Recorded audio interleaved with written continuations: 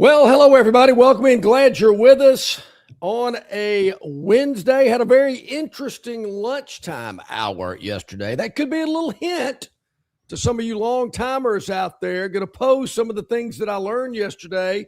Running past Barry McKnight, who you see on the screen as well, to get his thoughts with a probably eye roll. Oh, you got to be kidding me. Maybe even a lip flutter out of Barry today. We'll see. He's John Longshore. I am Barry McKnight. It is Longshore and McKnight. And it all depends on who he had lunch with. Was it Clarence Beeks? Was it frozen concentrated orange juice report? Somebody from the REC? Was it? I mean, could it have been? Who's likely to have lunch with John? I mean, other than, them. Well, I don't want to give too much away because I think you'll figure it out quickly. But just a little nugget to tease the audience with here that I found interesting, and certainly aspects of what I saw and heard. I thought, I got to get Barry's take on this. So was it his broker? Was it his man? Was it? My broker wouldn't answer the phone yesterday as the market started turning red. Yeah. And plus, he always knows that he's going to have to pay. So, he's probably not answering that. It's like, you got the beep, you've reached an unlisted number or a number that's out of service. I'm like, whoa, what's going on over there? Again? Story there. So we got that going for us. Yeah, we also have a full show going for us today. The Moneyline Magician, Josh Harris today. Of course, CJ Duncan on Wednesdays from Yellowhammer News. It's a momentous day for a lot of people. Hey, I see Joe's back on the River Region Straw chat line. Focus, John. Focus. The first day of school for a lot of people. It's the first day of college. It's first day of classes at Troy. I think online classes started Monday, but actual in classes started today. Oh boy. Chris the Bammer says he's got to go ahead and take his to school and all of that. So it's a busy time. We are one day away from the resumption of the NFL preseason, which gets started tomorrow. Which means all of this comes to a value judgment really soon for the Phantom. Does he, once the preseason gets here, and then, of course, we're 2 weeks away from tomorrow from officially starting the college football season. It's true. 2 weeks from tomorrow, Ohio Dominican and Morehead State do battle. Stony Brook at Delaware State, Charleston Southern at Lindenwood. The Dominican Republic has a college football team? Ohio Dominican. Yeah. I thought Ohio was playing the Dominican. No. Man. No. Speaking of Linden, Barry, I had a nice conversation with our man Bart Heiss yesterday. He, of course, from Linden, Alabama. Oh, this is Lindenwood. Against Charleston Southern. Glenville State at Elon. That is 2 weeks from tomorrow. So we're on the verge of a lot of stuff. And today, in one of the many great upsets in world history, it was on this date many years ago now that my wife Dee and I got married. Whoa. Today is our anniversary. What about that? Yeah. Our anniversary today. She is our most steadfast viewer and supporter and all of that. So happy anniversary to her. Did you get married the same year I did, or was it the year later? I think it was a year later. Okay, I was married in June, and I remembered you were married in the summer. August, later in the summer. I just couldn't recall if it was the same year or maybe a year later. But I hear you. Yeah, that's awesome. Motide Pride says, Barry, any clues from your lunch yesterday? First of all, what was your lunch? Yeah, where'd you have lunch yesterday? At Sisters, south of town on 231. It was me and D, as a matter of fact. I know I've been with you yeah. before. We've been to Sisters before. Oh yeah, it's awesome. Yep, you and I have had lunch there before. It was That's a good spot. calmer when I had it with her because people get coming up and say, "Hey, who do you like, Texas Tech versus?" I get that a lot. Yeah. It's okay. It's better, Barry. That's better than people not coming up to you and saying, well, yeah, you're walking in there and it's like crickets and all that. So, big day today and many different personally and on the verge of things professionally. There are a couple of things, and I don't want to sound negative in saying this. There's a couple of things that we see a lot of. 3 injured in Montgomery County shooting, and Braves win. Did they really? How did I miss Braves that? shut out the Mets 4-0 yesterday, and there were only 7 hits in the whole game. That was it. Oh, sounds like my kind of game, Barry. They are hot as can be. Yeah, in the major leagues as of this moment.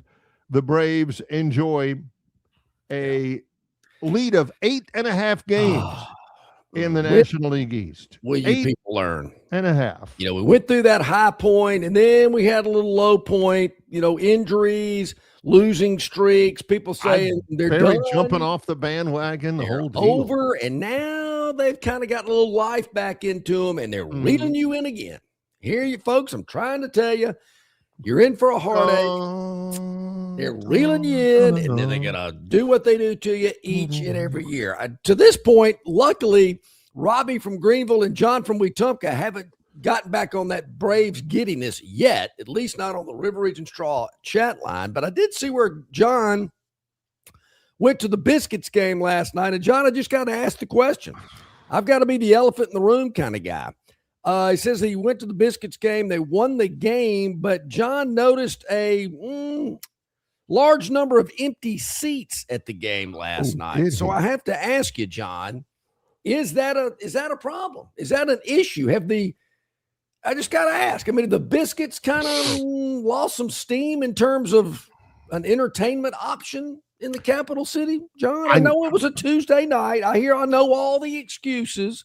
Everybody's going to school. Yeah. Yeah. I just kind of wonder. Just wondering. The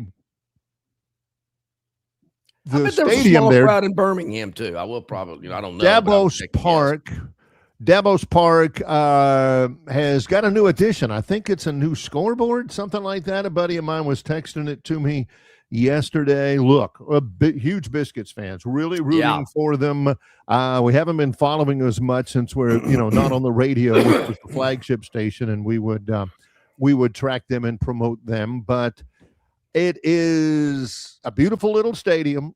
It is a really nice atmosphere. Normally, there've been some awfully good teams. I wonder about minor league baseball as a whole. Yeah, it's kind of where I was going. Yeah. We should have asked this of my great friend and roommate on the road, Chris Blackshear, the state representative in the Alabama legislature from Phoenix City, because he texted me yesterday, and he is like, "Hey, Phoenix City going to the Little League World Series in softball." They got.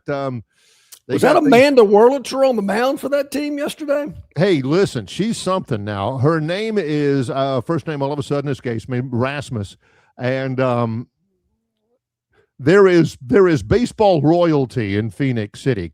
Corey Rasmus, their dad Tony Rasmus was a terrific coach for many years. Corey and his brother, I think Cole, played in the major leagues together. Well, I think it's Cole's daughter or something like that, and now she's a pitcher, and nobody can touch her right now. So there is that going on. If they make it all the way to the Little League World Series championship game, we're going to have CNN and Fox News up there talking about girls playing with boys and vice versa and all that kind of stuff. No, this is softball. This is, she plays on the softball team. This is all that going on. But she's playing with boys. This girl that we're talking about. correct? Oh, yeah. Yeah. She is, yeah. Yeah. But there is precedent with that, though. There is definitely precedent. Mhm. Yeah, like I can't remember said, the name of the little girl. There was a girl, gosh, several years ago now, and I wish I could think of her name. And she was mowing the boys down and all that. Yeah. Which is Just asking. is great. How old are these? But this 11, 12, 13 12, year yeah, olds? 12. 12? I think under 12. Yeah. If a 12. Oh, I think we lost John's audio again. Huh. There he is. There he is. Ask the question again. If a 12-year-old boy wanted to play on the little Dixie Belle softball team, would that be okay? I don't think so. I don't think so. Yeah. 12 is a tough age for a Yeah, kid. it is. It is. I mean, girls mature faster than boys do, both physically and mentally. I was always the tallest kid in my class, except for this one girl in elementary school. Her name was Kathy, and she was a little bit taller than me. But I mean, for a lot of kids, I mean, they're bigger, they're taller, And about 12 is when the guys start beginning to catch up. So I don't think it's any physical advantage. Yeah. Up until then, I mean, I've seen some big girls, and I've seen some little boys. So there's that. I'm interested to see how it turns out, because she is a great player. She is ultimately, guys are going to catch up. They're going to get bigger than her. They're going to get stronger than her and all that stuff. And then it won't be a thing anymore. But up until then, hey, I'm rooting for her. It'll be softball from that point on. John from Wetumpka says the Biscuits are outdrawing the Birmingham Stallions. Hey, okay, there you go. Well, that's what happened to the Stallions. There wasn't any, but that's a good one, John. I like that. Yeah, good. To Chris the Bammer's question, and he's asked about 18 questions. I think he sits behind the keyboard and just laughs at himself. Or, hey, I got that on the screen too. Let me see how many I can put up there. We go back and try to find one. And there is no limit. Chris the Bammer, I understand. There is no limit. Preston. But the question from earlier, I think today is day 6 or 7 of 13 at the Grand National Marriott in Opelika for the Auburn football team. I know many people are tracking that. Again, I have given up trying to figure out what interests people and what does not, because there's stuff that I think is really kind of impactful. And people are like, I don't care who's winning the left tackle competition. Yeah. Man, let's talk about whether or not they get unlimited room service at the Opelika Grand National Marriott. That's what I want to know. That's what I want. Yeah. I'll evaluate the left tackle when I see it with my own eyes against Baylor or East Carolina, whoever these teams are playing. I don't want to hear that, oh, man, this looked – I fell for that before. Man, this unit looks unbelievable. Best in the league. Yeah. Okay. Until then, it's like, hey, are they getting their own rooms, or do they have to room with somebody in that hotel? Yeah. Do they get those little mints on their pillow every night? Yeah. Did they get that minds back in the road hotels on the road games and stuff? So that's a good point, Barry. I didn't think about that, but let's take a quick glance at Auburn's road schedule. I guess will technically be on the road. They'll spend the night. I doubt they're going to bus over to Atlanta the day of the game. Wouldn't put it past them, but I don't think they will. I don't either. So Southern Miss, Knoxville, Athens, Oxford, Starkville. There are no hotels in those cities is comparable to the Grand National Marriott. So they're going to roll into Starkville and stay at the Red Roof Inn. Ole Miss, I think they're going to be at the La Quinta. Athens, I think there's a Home 2 Suites or something. No, there's nice hotels in all of these places. They're not as nice as the Marriott with room service and spa. They'll have that.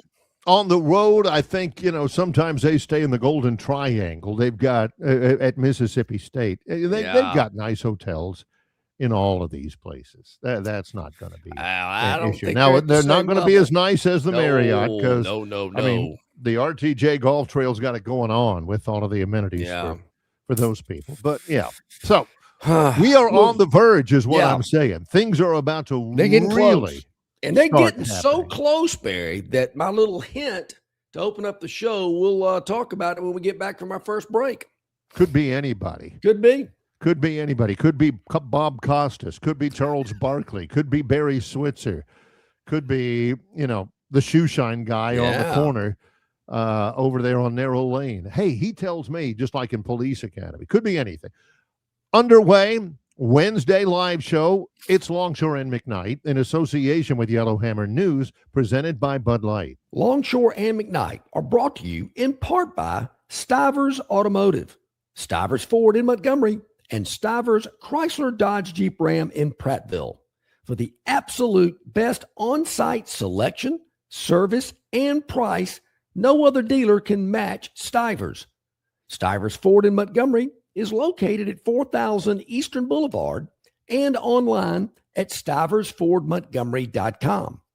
Stivers CDJR in Prattville is located at 2209 Cobbs Ford Road and online at stiverscdjr.com. Longshore and McKnight have been Stivers customers for over 15 years. You should be too. Stivers Automotive, where price sells cars, trucks, and SUVs.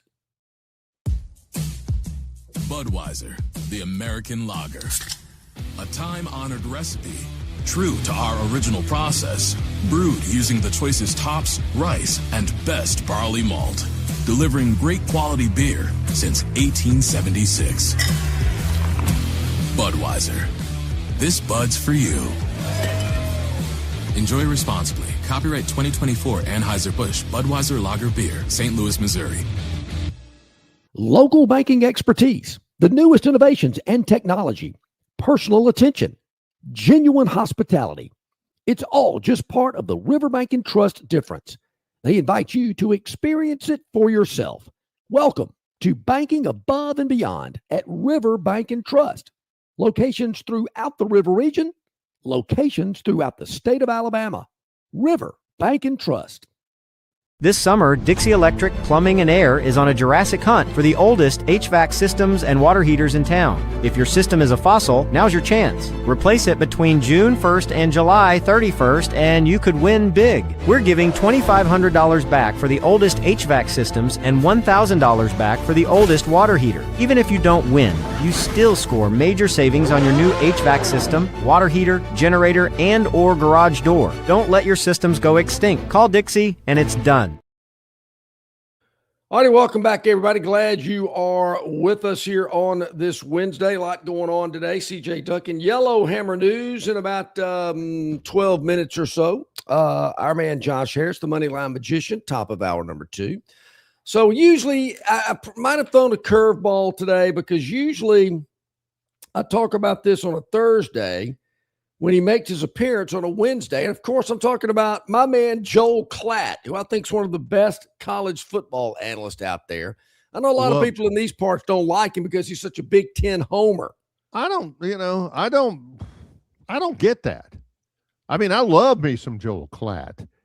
He's smart. He's funny. He knows ball. He played ball at a high level. He's got opinions, and nobody is going to agree with every one of your opinions. I love Joel Klatt.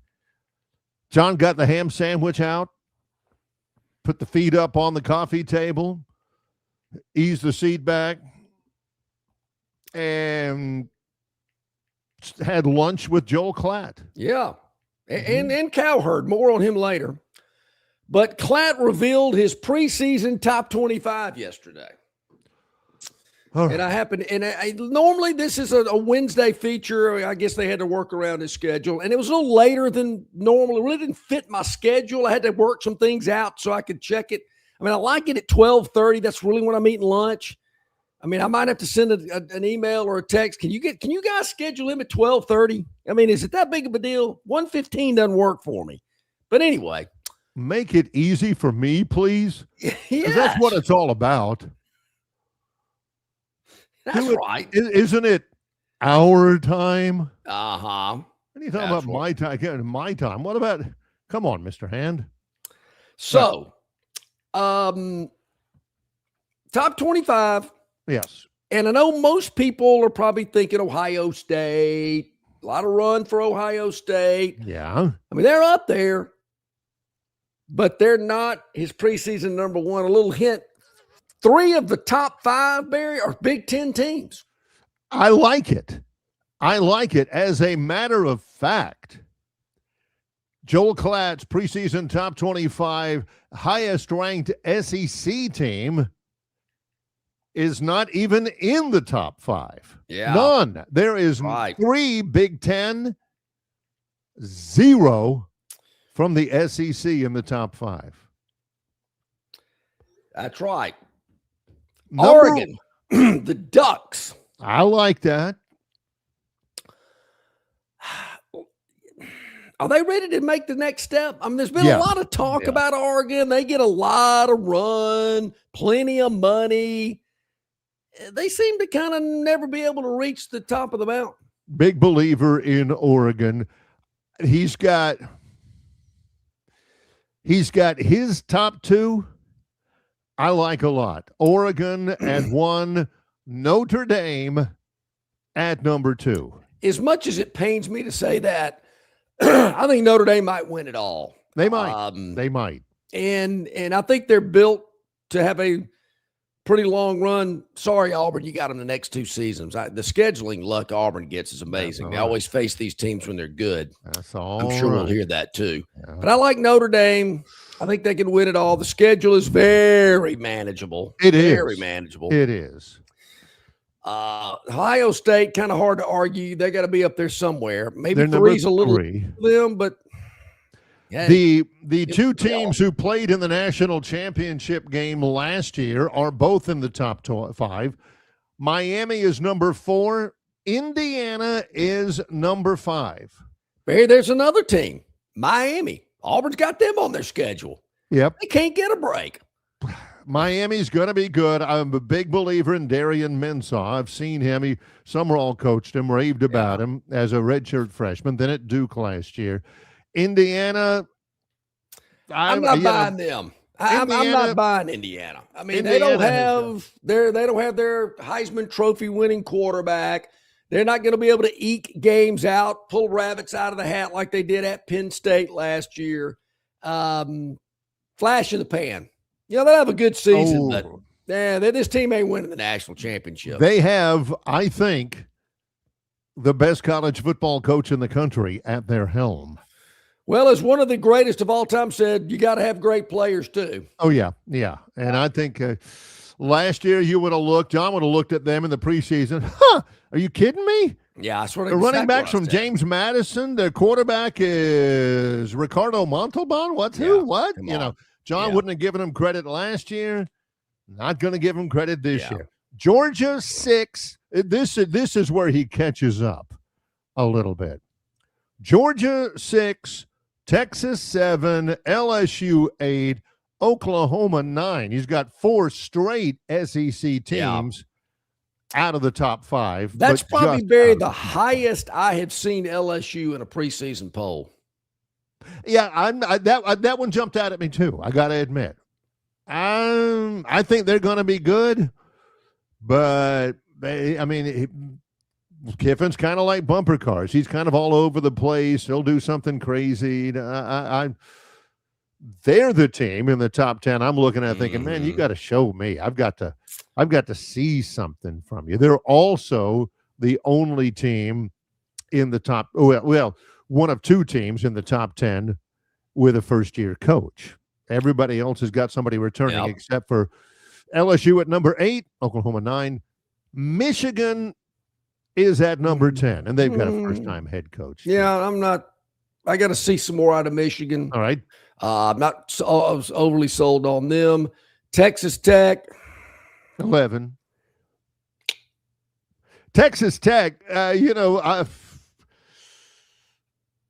they're just blatantly buying players. Nothing wrong with it, but that's what they're doing. Their quarterback, the number one quarterback out of the transfer portal, the one everybody want, Brendan Sorsby, they paid $4 million to get him, and he ain't going to take a snap in practice. No, he's not. He's done. He's out. Now they don't have a quarterback that they had been banking on.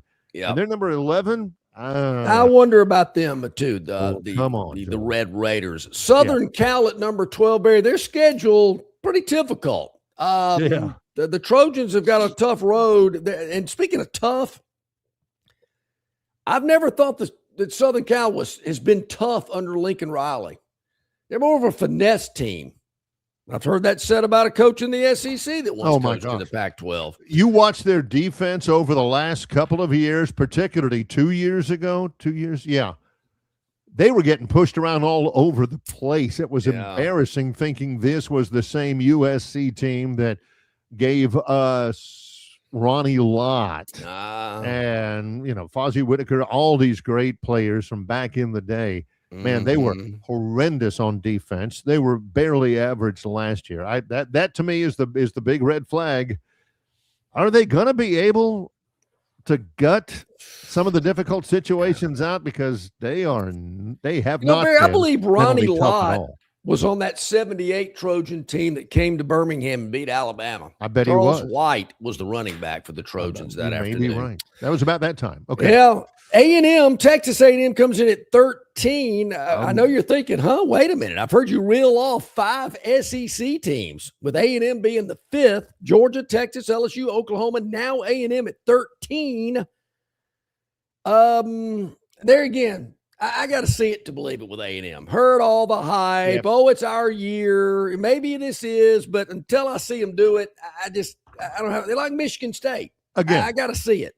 They were 10-0 last year. I may have been 11-0. I got to look. 11. They were at least 10-0 last year. They lose to Texas, and they lose in the opening round of the college football playoff. Season done. Yeah. John's more of a believer in what he saw in the last 2 than anything he saw in the first. I am. 12. It's kind of like another team that the last 2 I saw him play. Making you believe. 2 out of the last 3, excuse me. Actually, all of them were kind of rough. Making you believe that Texas A&M, there was a big crock of nothing last year. Yeah. We're 10-0. Well, Barry, I've said it before. 10-0 is great. It's kind of like winning 100 games in Major League Baseball. What'd you do after that? Well, that's but you don't totally discount. They're going to have to show me. Didn't they show you anything in the first 10 games? Okay. Hey, it's like getting the girlfriend to the door, and then you get cold feet. Your hands get all sweaty and whatnot. You want to lean over to kiss her, but you ain't got enough nerve to do it. Hey, this date was great. Loved going to the Steak and Ale and the Jolly Ox wherever we went. The movie was great. Man, this was awesome. Then you got to seal the deal. Then you call your best buddy afterwards to tell him how it went, picked up the phone, drop it on the floor, is all you heard. You're like, oh, man. Yeah. BYU coming in at 14. I've heard some sneaky things about BYU. Them. They could be might be one of Notre Dame's most difficult games. Notre Dame plays BYU and Miami. BYU's a Big 12 team nowadays. And some of you people, probably by now, you're sitting back on your couch, eating your cornflakes, and you've been edging up forward, and you see, okay, it's got to be now. It's got to be now. Yeah. Now you're on the edge of the seat saying, you guys are already at number 15 in Joel Klatt's preseason top 25. I'm listening for this one word. Yeah. I heard it a moment ago. John kind of screwed me on it a little bit by saying, didn't Charles White didn't Ronnie Lott play on that team that played against Alabama? Oh, Alabama, what? No. Alabama is number 15, 15 in the Joel Klatt preseason top 25, which is noteworthy because we love Joel Klatt, but it's also noteworthy because, John, he ain't the Lone Ranger here. We've been hearing this kind of stuff from a lot of people in the preseason. 15 sounds about where Alabama's preseason predictions have centered, right? Barry, if my math is correct, if you finish 15th, you're not going to get into a 12-team playoff. You are not. I don't think so. So here's the thing about, look, Klatt kind of oversells it a little bit. I really like Kalen DeBoer. I think he's a really good football coach, but John's they're not like, here we physical go. enough. They're not mean enough. They're not SEC type of a team.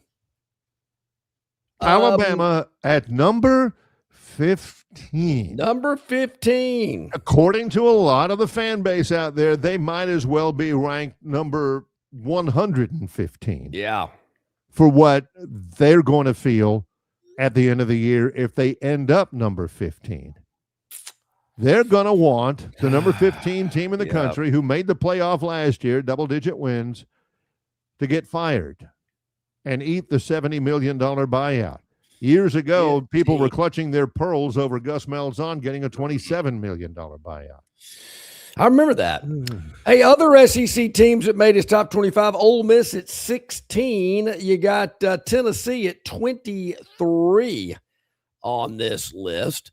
Doesn't Ole Miss and Louisville play one another in the first week? I think I saw that. I think you're right. Yep. They do. They certainly do on a Sunday. Louisville's ranked 19th, Ole Miss 16th. That'll be a good opener in week one. Number 25, is that who I think it is? One of John's whipping boys. I don't know. It's kind of like Philip Marshall in Texas A&M. I don't think that John's ever been to Stillwater, Oklahoma. No, I have several times. I don't think John has ever seen Oklahoma State play with his own eyes. But boy, John is down on Oklahoma State. Yeah, Bear, I've never seen him in person. I did not go to the Inside Trap Bowl game. Isn't that when that Oklahoma State they played? I think it was. In Shreveport. Yeah. No, I've never seen Oklahoma State play with my own two eyes. And if Greg Byrne would have kept the Cowboys on the schedule, I still wouldn't have seen him with my own two eyes. Hey, speaking of that, Arizona at 24th, I think they're on one of Alabama's future schedules as well. Arizona is going to be good. That's where my niece, my brother Mike's oldest daughter, that's where. Gotta watch out for the Wildcats. So there you have it. Yeah. Bama coming in at 15. No, there is not a load more button or folks outside of the top 25 that he wanted to comment on. Maybe later. By the way, Arizona plays Alabama in Tuscaloosa in 2032 and in Tucson in 2033. The only reason I'd keep that game, Barry, is because I don't believe these two teams have ever played one another. Okay, so let's say we've gone over Joel Klatt, given his bona fides. Given Joel Klatt's preseason top 25, which he released at noon yesterday, the obligatory dig at Auburn at the very end. I wasn't sure he was going to get it in there. Wait a minute. Wasn't sure. I'm thinking, hey, the clock is running out here. We got we've got that. We'll try to get a screenshot and post it on the board or something for you a little bit later on. But later on in the program, Barry, we've got another little poll of sorts that I want to run past you as well. We'll do that probably in hour number 2. Right now, though, we're going to take that bottom of the hour break, and CJ Duncan, Yellowhammer News, going to join us here on the program. He's looking for a link, so hopefully we can get that to him, and he'll join us here in just a moment. It's Longshore and McKnight in association with Yellowhammer News, presented by Bud Light. Known by avid golfers as one of the most beautiful and challenging stops on the Robert Trent Jones Golf Trail, Cambrian Ridge in Greenville lies just 40 miles from Montgomery. It is well worth the ride for any golfer looking for 27 holes of jaw-dropping golf. The greens have been redesigned to accommodate the higher green speeds associated with their installation of the latest generation of ultra-dwarf Bermuda grass. Cambrian Ridge offers a fully stocked pro shop with all the latest equipment and apparel. Great food and beverages in the clubhouse can be enjoyed both before and after your round. Get your group together and hit the trail. Go to rtjgolf.com/Cambrian Ridge for tee times and more information. It doesn't matter if you're running drills at the park, playing pickup on a Saturday, or sinking the final putt. When you compete with your friends with Michelob Ultra on the line, competition isn't that friendly. The trash talk, next level. And the stakes, those are crystal clear. With only 95 calories and superior smooth taste, it's the ultimate trophy. Superior is worth playing for. Michelob Ultra, superior light beer. Enjoy responsibly. Copyright 2025, Anheuser-Busch Michelob Ultra Light Beer, St. Louis, Missouri. Why Hands? At Hands Heating and Air, you get this area's highest ranked service provider with 24-hour repair service, no overtime charges, and their same-day service guarantee. Plus, instead of other companies' 30-day repair warranty, Hands gives you a 3-year repair warranty. Hands Heating and Air is here for you 24/7, 365. And service is not just something they do, it's their way of operating, for you in mind. All of Hands employees are trained to adhere to this standard. They work hard to ensure that this standard is maintained, and they are constantly looking for new ways to better serve you. Call Hands Heating and Air today at 508-5382.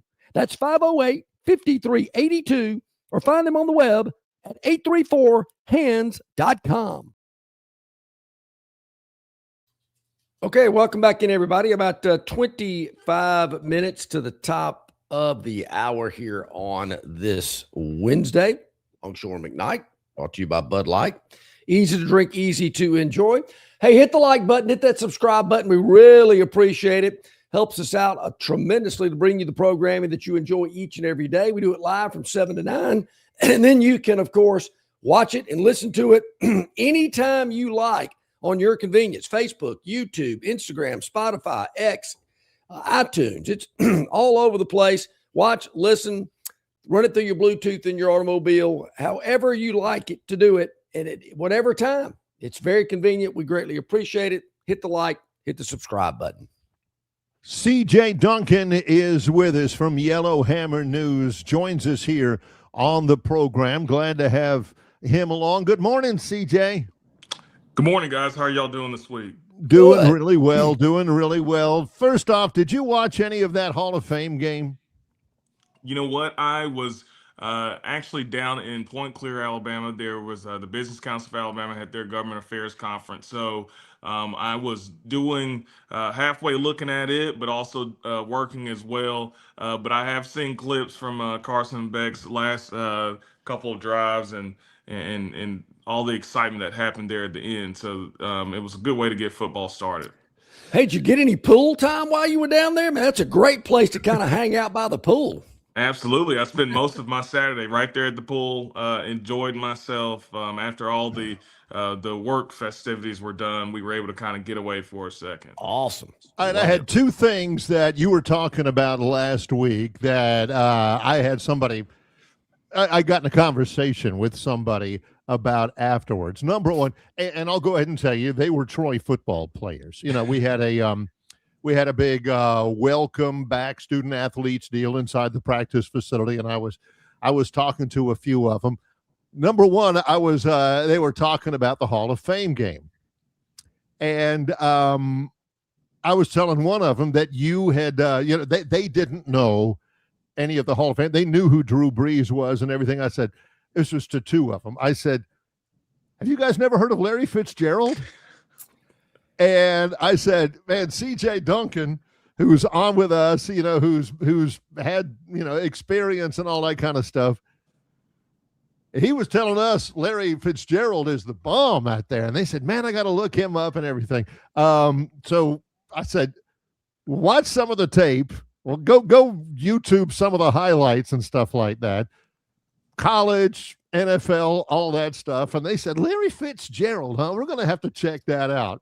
CJ, you were strong in your praise of Larry Fitzgerald. And CJ, I thought his acceptance speech was phenomenal for the Hall of Fame. Absolutely. I wouldn't have expected anything less. You know, like I said before, I mean, this guy could run for governor out there in Arizona. I mean, just so well-spoken and well-loved in Arizona. But yeah, Barry, I think we've given them a little motivation for the season. If they actually do go back and watch it, they've got they got a pretty good guy to emulate when the season comes around. But that guy's pretty impressive. So later on, you know, I was saying, you know, you got to check out, you know, our show. It's, you know, CJ Duncan's on every Wednesday, and they said, man, you know, they're practicing on Wednesday mornings. Well, they're practicing right now, as a matter of fact. Well, no, today's the first day of class, so hopefully they're getting ready for class. But I said, you got to check that out. And I said, let me ask you about something else, because CJ was talking to us about this last week. We asked him for one thing that you can impart that is really, really important in fall camp. And I said, he says, whenever you get a chance, wherever you are, try to get some rest, try to get some sleep. And they both started laughing. They said, man, we feel that right now. I said, CJ was saying, man, if it's a couch in the football building, if it's they said, if it's in your locker room, you can be sitting up like this. If you can just lean your head a little bit, you take that one too. You got 30 minutes till meetings. You go and sit up in your chair in the meeting room and take a quick 25-minute nap, just so you're not late. You got to take advantage of it. The body needs time to recover, and if you're expected to perform at a high level every single day, then you got to be very intentional about that sleep. Here's the ultimate I feel that in my bones right now. Yeah. Here's the ultimate test. If you can get on a couch in the corner, lean up against this or that, can you sleep on an airplane? Because I have a hard time sleeping on an airplane. I don't know, some people can. If they sleep on a plane, you can sleep anywhere. Oh yeah. Well, if I have a window seat, I'm one of those people. If you're tired enough, you'll find a way to fall asleep, whether it's a crying baby or an airplane. You just your body will tell you when it's time to shut down. And so this engine will shut down when it's ready, for sure. We have seen already in the preseason, John and I were referencing a preseason top 25 poll from Joel Klatt a little while ago. Everybody is getting to that point where everybody is done with all their preseason All-Americans, preseason top 25s, preseason conference picks and all that.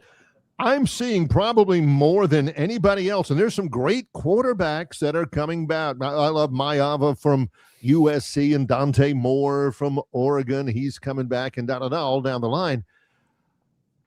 This time last year, I had no idea who Trinidad Chambliss was. None. And I'm seeing him on more first-team preseason All-American things. I know he had a great year. It was a great story. He came on when Simmons was hurt. Is that legit to you? I mean, are you a believer in that guy, or did he just catch people unawares and unprepared for him? No, I think he's legit. I think he has legitimate. He has a legitimate skill set and attributes that lead to success. It's very hard to kind of get away, especially at the college level, of just being okay, but still winning all these games. I think you have to be bringing something to the table. And at least at the college level, I believe he's got some really good things. At the NFL level, we'll see. That's another discussion. But I do think he has a great arm at each level, at all three levels, whether it's short, mid, or the deep ball. I think he throws the ball with zip, but he also throws it with good pace as well. He throws a catchable ball, which not everybody does. You can have a great arm, but not understand when to use and when not to use said arm. And so, and then the most obvious, his running ability. But if you see how he runs to escape, not necessarily just to run. And so to me, that's what I think is most impressive about him. When he's escaping, his eyes are still downfield. He kind of reminds me of a taller version of Kyler Murray. He's got that kind of elusiveness, but also arm to go with it. And these guys know how to get down. They know not to get hit. And that's where the longevity comes into play. And I think that makes a lot of scouts very excited about his future. Speaking of getting hit, those things are going to start happening all around the country. Alabama scrimmaging tomorrow, Auburn on Friday. I'm sure all the other SEC teams are getting ready for that as well. Just a different mindset, probably a different level of excitement, CJ, when you're putting the full pads on compared to just, I don't want to say going through the motions, but helmets and shorts are a little bit different. Yeah, no, it's a lot different now that you've got the full pads on. The intensity picks up a little bit, and then at this point of camp, you're kind of starting to see where you are on the depth chart. You're starting to see, okay, am I getting first team reps? Am I kind of getting second and third team reps? Where do I stand? Where do I land? And so that intensity picks up as guys try to find their way, find their reps during the season. And so You got a lot of guys that are picking it up, and you got a lot of guys that are probably just trying to maintain a certain level of intensity to stay healthy for the season. If they know they're already going to be starters, maybe time to start installing probably after this weekend. And so, yeah, it's one of those weird times where, you know, you got to play hard and you got to get your body ready for a season. I mean, I think there's such thing as getting your body ready to take licks. You know, you've got to take a certain amount of licks to just start getting used to it, knowing how to contort your body a little bit to embrace said hits.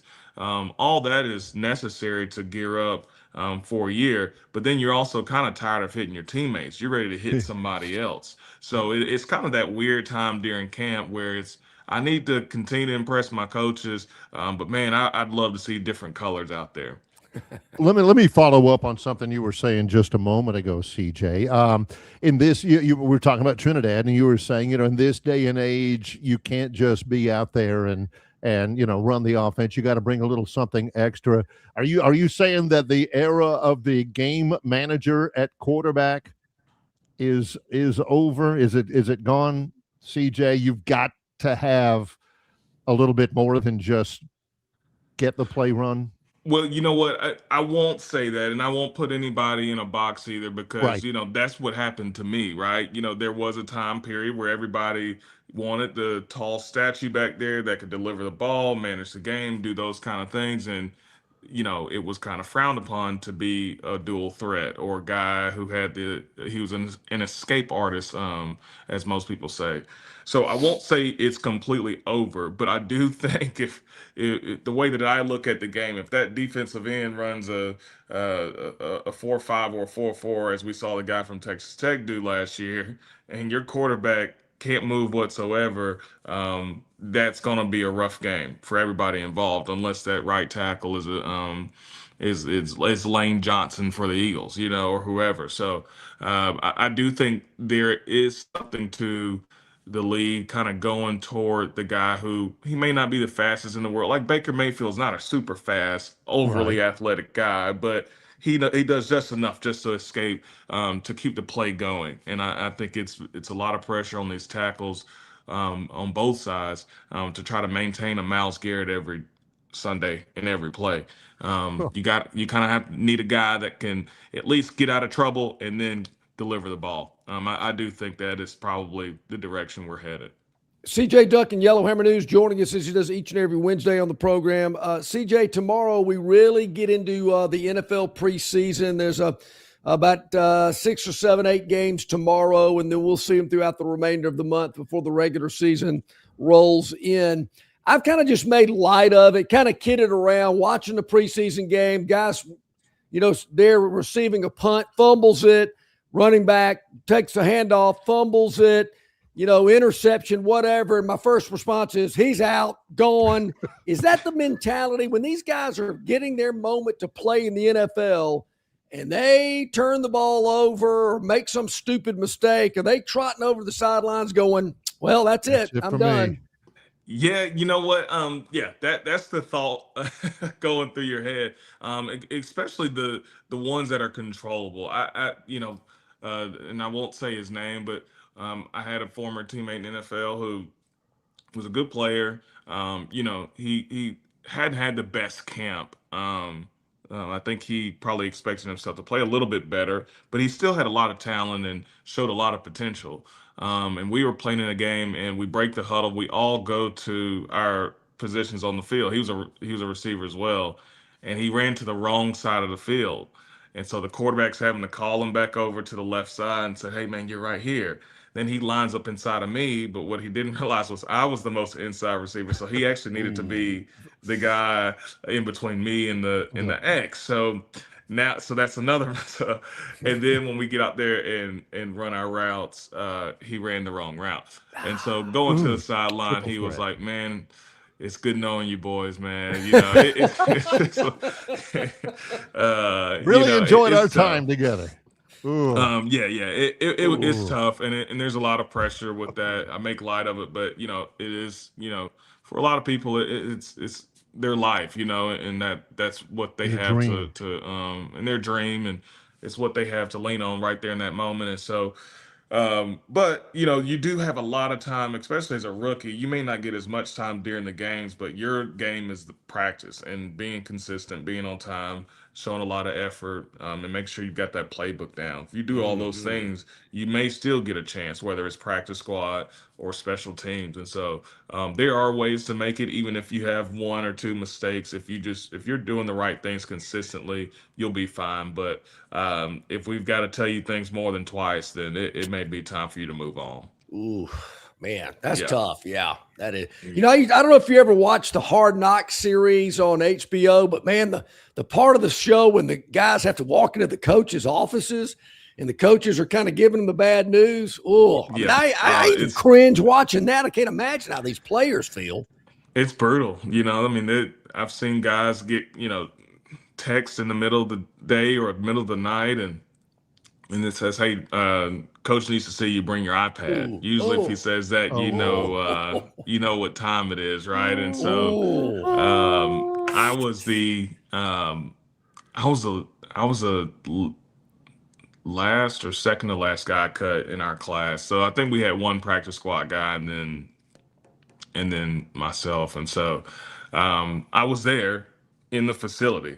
I was already there. We'd already had our last preseason game, and it was just us left. And then Yeah. so, and actually what happens is everybody, even if you make practice squad, you have to get cut first and then they bring you back on practice squad. So I was actually the last guy cut. One of the other guys, the guy who actually ended up on the practice squad and coming back, he was cut prior to when I was cut. So I'm thinking I may have made the P squad or at least the roster as a special teams guy.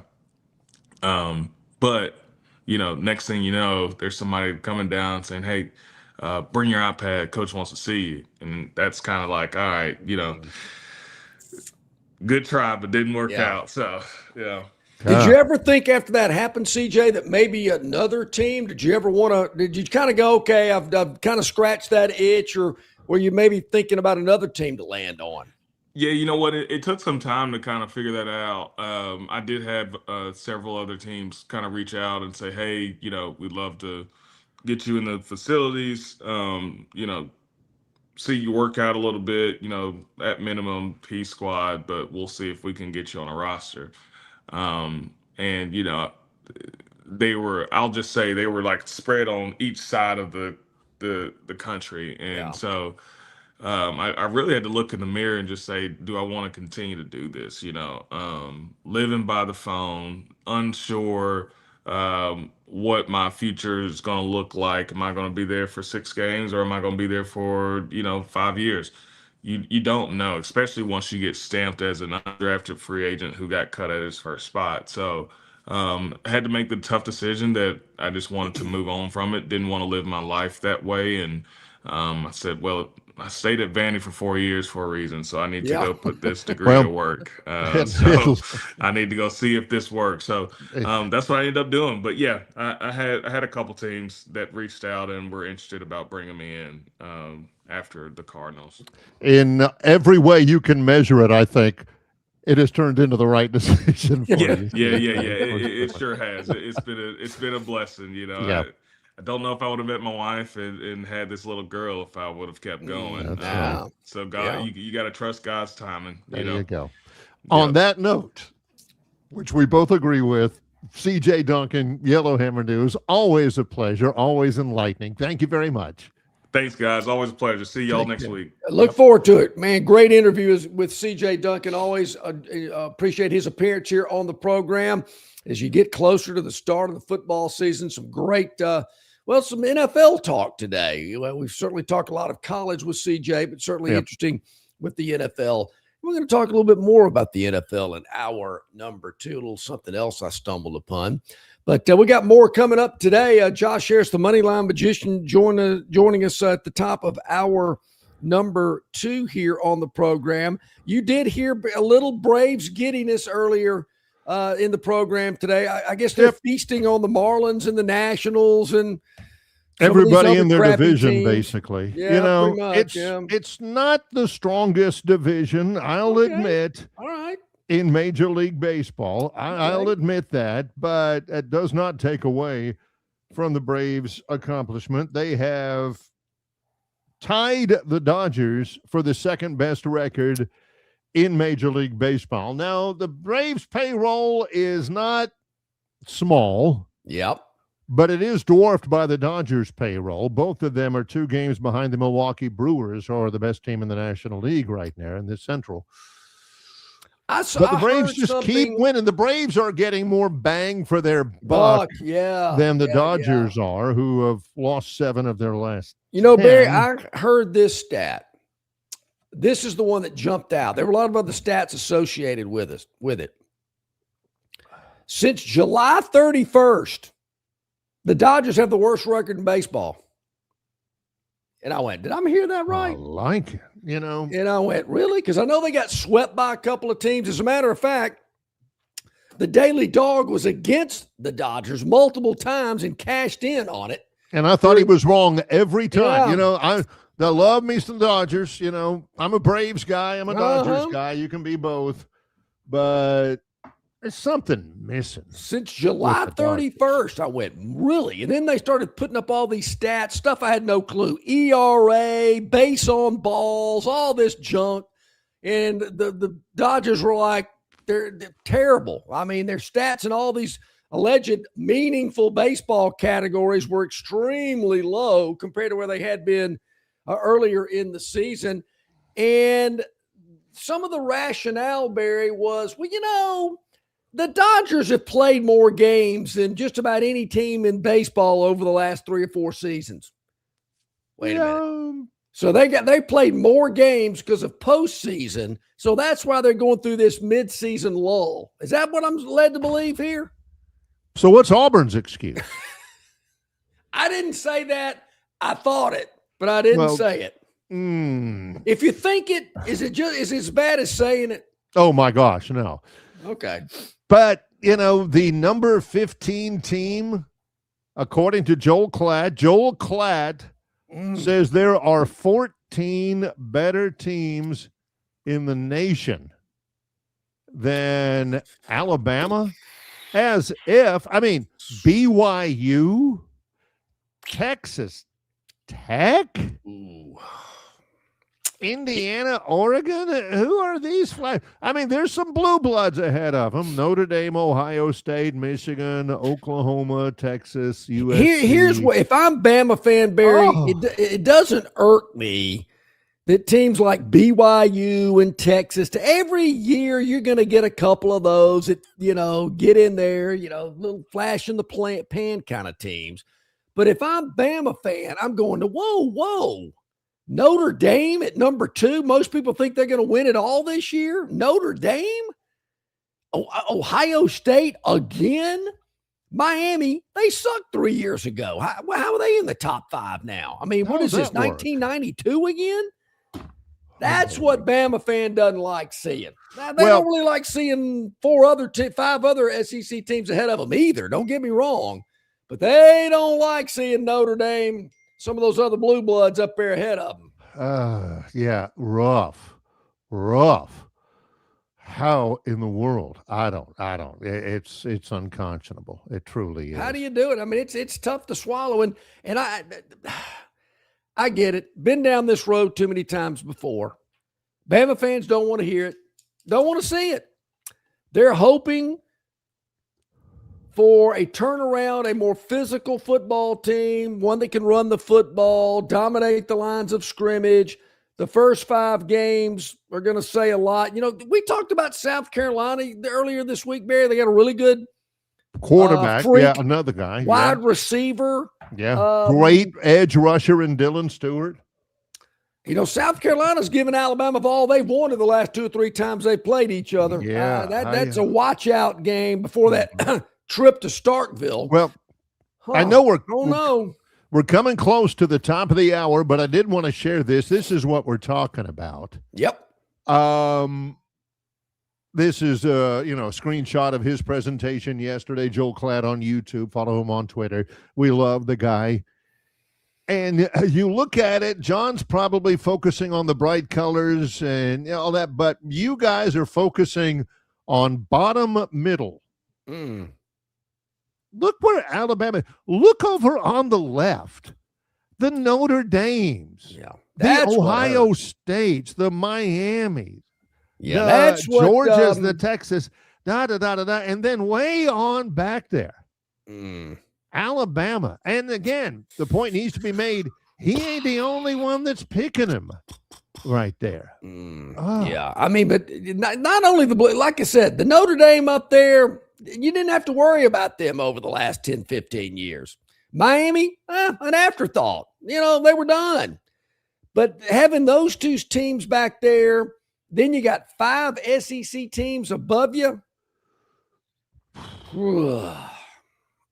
I don't know. And why we're spending extra time on this is because both John and I think Joel Klatt is as smart as anybody who covers college football. Yeah. I mean, this is Throwing it out there for you. So, yeah. He's doing the North Texas Indiana game. I think they're playing North Texas. I think they saw are. that. Yes, yeah, they are. Yes. That'll be a barn burner. Speaking of football games and ratings, real quick before we slip out before Josh joins us. Last week between Arizona and Carolina was the highest TV rating for any preseason game since 2017. I thought, well, that's great. That's impressive. Was that rating higher than any postseason Major League Baseball game? I say it was. And I'm just saying it. I believe it is. Yeah. And he will continue to believe it is until somebody tells him that he's wrong. If you don't, he's not going to research it. No. But until somebody tells him otherwise, that preseason Hall of Fame game had better ratings than any Major League Baseball game in the history of the world. I mean, John from Wetumpka, you have an assignment. Was the NFL Hall of Fame game, was the ratings higher than any Major League Baseball postseason game last season? I'll just take last season. I say not. Was it better rated than any of the episodes of Flavor of Love on VH1 from Flavor Flav? There's a which twist. John has used as a barometer before. Well, we're already into the second live hour. Let's take a break. He's John Longshore. I'm Barry McKnight. We're glad you're along with us on Longshore and McKnight in association with Yellowhammer News, presented by Bud Light. Win a BMW X7 or your share of $25,000 in free play during Victoryland Casino's BMW and $25,000 free play giveaway. The more you visit, the more chances you have to win. And all summer long, win diamond jewelry and TVs, along with a share of $185,000 in free play during Diamond Days and TV Tuesdays. Giveaways all summer long at Victoryland Casino, where you can be a winner too. Victoryland Casino, I-85 exit 22, Shorter, Alabama. Drawings August 14th and 15th. Must be 21 or older. Must be present to win. Phoenix Physical Therapy is ready to help patients recover, recharge, and rise. They develop a customized therapy plan for each patient to get them back to enjoying their favorite activities. Their experienced team is committed to providing exceptional care in a professional environment. Whether you're looking to prevent or treat an injury, recover from a recent illness, or recuperate from surgery, schedule an appointment with one of their clinics and take advantage of physical therapy, athletic training, workers' comp, and employer solution services. Get back in the game, get back to work, and get back to life with Phoenix Physical Therapy. To find a location near you and to schedule an appointment, go to phoenixphysicaltherapy.com.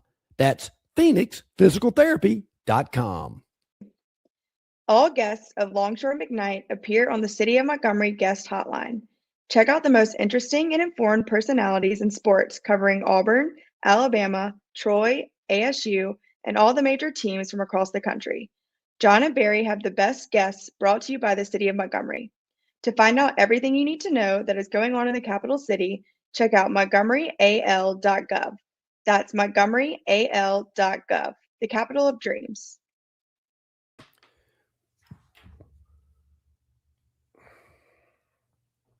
There we go. You know, it's very important to put the earbud in the right ear. You know, it doesn't fit properly. You ever notice that? I always fumble with that. I have, in case anybody wonders, I have what we call an IFB unit in one ear. It's the thing that television people use over there. It's hardwired into my little audio interface here. Yeah. It's always, it's set up for my right ear. It's custom made and it's set up for my right ear. And I'm starting to notice that my hearing in my left ear is now a whole lot better than my hearing in the right ear, because everything I ever hear on this program, except when we're on location at Stivers, when I use it sometimes or I use the AirPods, it's always through my right ear. So I may have to switch up and use my left ear once in a while. These are content creator, TV, radio problems out there. I'm surprised my hearing is still good after years and years and years of having headphones on and hours and hours.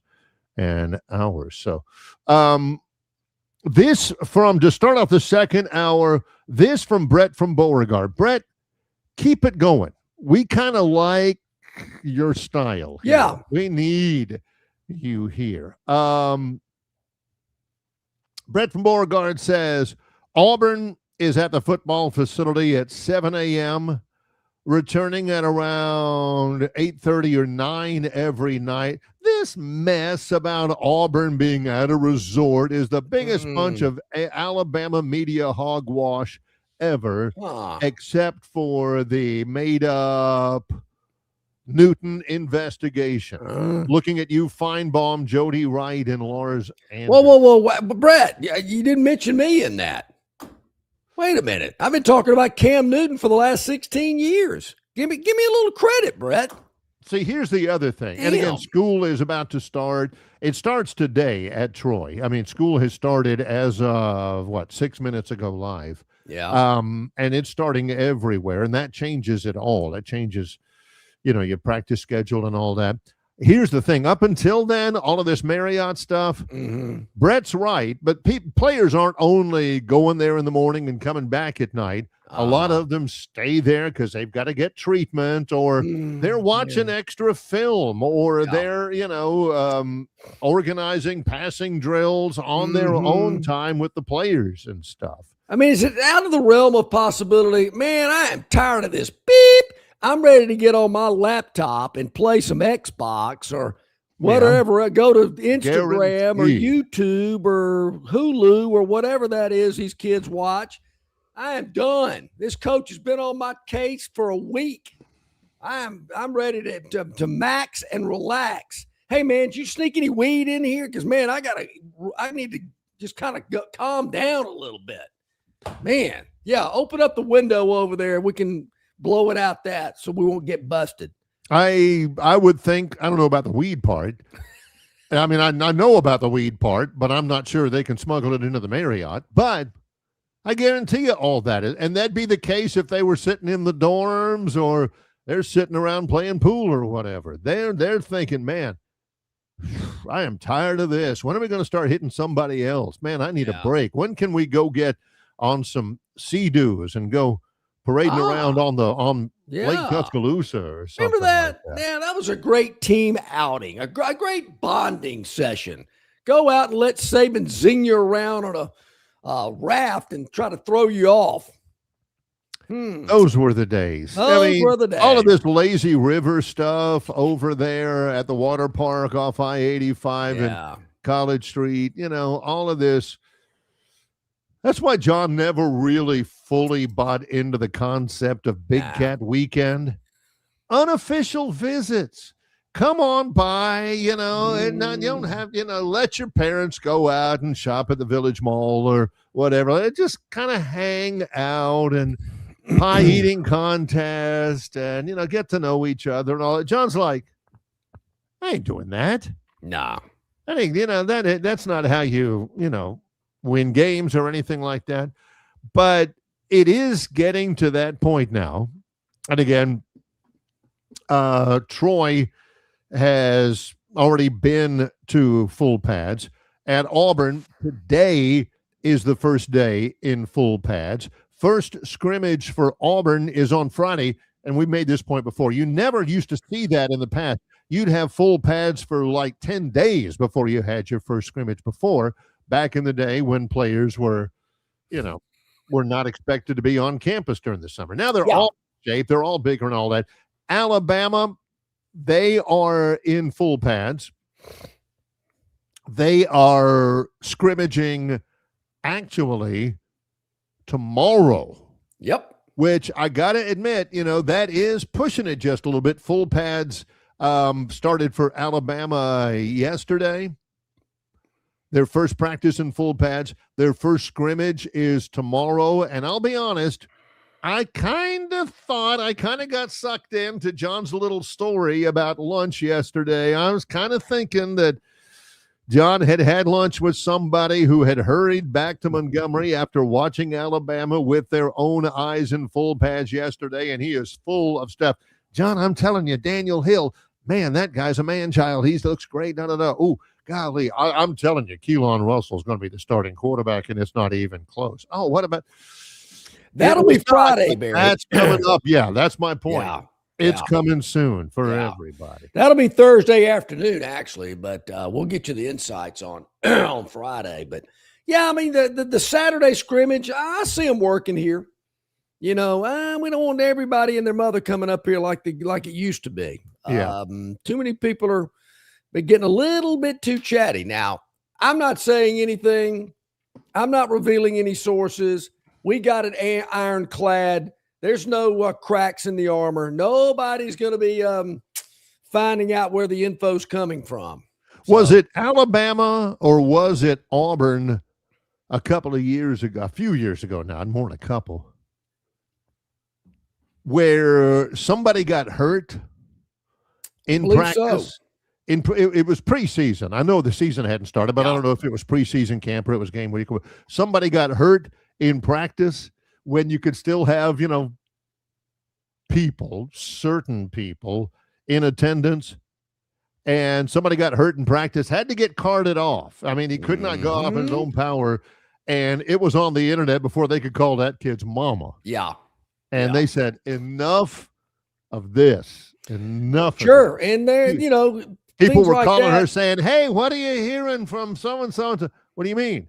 Well, he got carted off. How do you know? Well, it's all over the internet and all that kind of stuff, and it's just you can't have. Yeah, and certainly these schools did not want maybe some of their star players being public knowledge. Ooh, this guy had a real bad injury, had to get carted off the field. Don't want their opponents to know those type of things. Don't want the world to know those type of things. Yeah. Ooh, this guy. I noticed this guy got more reps with the first team offense than the backup quarterback. And somebody was saying this on the chat line. This guy was taking reps, not in scrimmage or not in full drills. This guy was taking reps on the side as the quarterback behind the starting center. He was taking more reps than that guy. That's one of the reasons why you have to clamp down on it a little bit, even to the point of going across Hackberry to somebody's apartment, which had a full-length window, and say, hey, Coach Perkins doesn't want you watching practice. You think, I pay rent here. Yeah, Barry, that apartment was actually behind a dentist office. So there was a dentist office in front of me. I happened to live on the second floor of an apartment complex that this dentist had, who rented out these apartments. I think there were 4 units on the bottom and 4 on the top. And I was one of the units on the top, which allowed me to look over the first floor of the dentist office, across Hackberry, across the hedge, into the practice facility. And I do have the curtain drawn a little bit so I can get a good view. This was in the afternoon. They didn't have morning practices back then, this time of year. And lo and behold, a manager, a GA, whatever, runs across the street, runs up the steps, knocks on my door, and says, Coach Perkins does not want you watching practice. And, of course, I was in such shock. I went, okay, sure, yeah, no problem. And then as I shut the door, I went, no, wait a minute. Hang on. This is my place. I can look out the window all I want. The thing is, and I thought about this because it seems entirely plausible to me. Yeah. I've thought about this. John played football. John knows football. John has had a career commenting on football. if some GA had to go all the way on a hot day in the south and it's 90-something degrees, waiting for the light to change so he can cross Hackberry, figure out, is it this one up here? Is this the apartment up here? No, the one next to it. All right, and run up there and everything, and it's Jugdish or Ahmed or somebody like that, and they're thinking, this guy wouldn't know if he was sitting right in the middle of the football field. Yeah, I mean, what was going on. John, I get it. They're saying, hey, man, this is John on his landline phone, not a cell phone. He had it pulled over. Hey, man, this guy over here, he's getting a lot of snaps at running back. I'm just telling you. So, Barry, what would have happened, thinking back on it, if I'd have told that manager, hey, buddy, you go tell Coach Perkins to, tough, what? I'm going to sit here and watch all I want to. Stand back tell there. Me I Knowing can't? John, making sure everybody can still see him out there. He's standing up going, yeah, still here, still here. What if I just walked out onto the balcony and went, yeah, right here, buddy. Ain't going anywhere. Yeah. Right here. John's styling and profiling for 10, 15 minutes. And they're looking up at him and everything. All of a sudden, that landline phone starts ringing again. Is this John Longshore? Yes. This is the UAPD. We've seen quite a stack of parking tickets on your account here. You need to go ahead and pay those. Yeah, I'll get to it. No, I mean, you need to pay those right now. If you don't, you're out of school. Oh, okay. Yeah, I'll be right over, or, this is the bursar's office. We have revoked your admission into the, Yeah, I just think you would not have won that battle. Yeah, I would not have won that battle. Now, if you drive down Hackberry today, there are more 6, 7, 8-story condo units that they built that you have an incredible view of the practice field. I can't believe Saban, I know can't stop construction, but having a condo right across from the practice field where you can look right in. And I heard allegedly there was some type of an agreement when you purchased these condos that you could not watch, film, video, whatever. Practice. What? Oh, man, you're kidding. Because you got a vantage point. And heck, if I was an opposing team, I'd rent one of those condos myself. Shoot.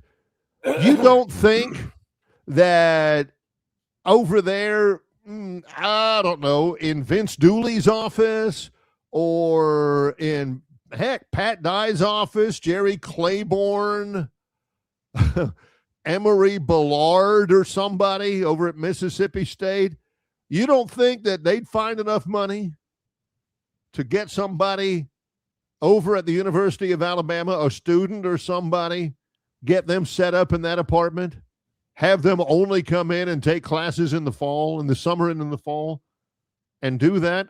I think they would. Yeah. That'd be no really. doubt about it. Hey, wait a minute. We've been practicing and trying to get ready, watching film on this quarterback, and you say that quarterback had to be helped. He's in crutches right now. Worth it. Totally worth it. I thought the same thing. And I'm telling you, there are multiple. For that guy? 4, 5, 6 of these condo units right there on Hackberry. I got to tell you, if I'm buying a condo, I want to be a little closer to the stadium, not the practice field, but to each his own.